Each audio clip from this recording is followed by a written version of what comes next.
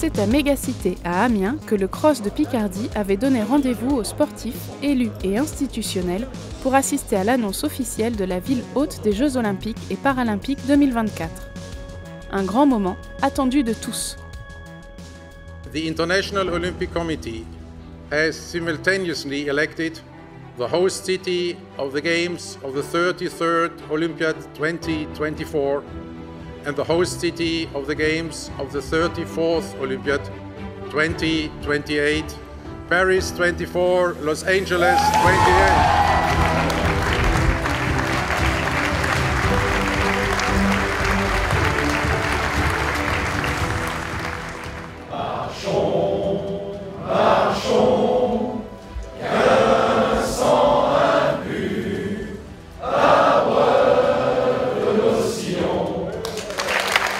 Il y a l'émotion, mais il y a surtout une grande fierté.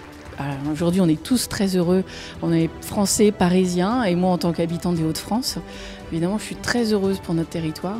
C'est l'aboutissement d'un travail quand on aime le sport. C'est l'aboutissement du sport, l'olympisme. Donc, fierté, émotion, mais aussi ambition, puisque maintenant, il faut être à la hauteur de l'événement.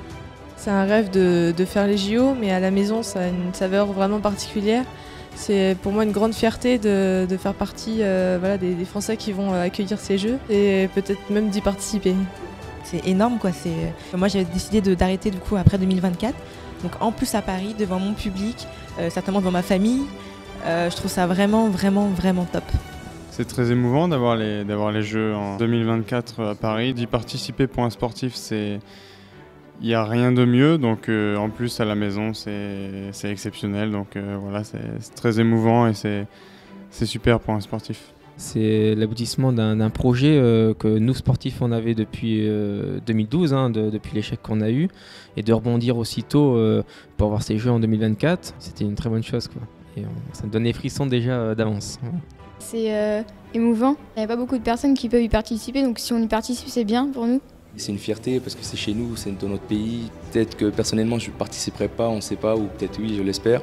Mais en tout cas, les athlètes qui y seront, au lieu de se donner à 100%, ils vont se donner à 1000% parce que derrière on a un public français, on est chez nous et du coup c'est que du plus.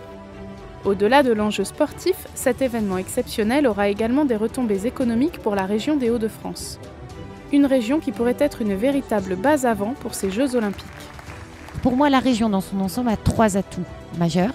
La proximité avec la ville haute, la réputation de savoir organiser des événements, donc le savoir-faire, et aussi des équipements qui peuvent tout à fait accueillir des délégations et des manifestations en vue de la préparation des Jeux de Paris 2024. C'est un formidable élan pour notre territoire. Alors, on a évidemment le sport, on va voir pour les transports, économiquement, c'est une fabuleuse, il y aura de fabuleuses retombées pour notre territoire.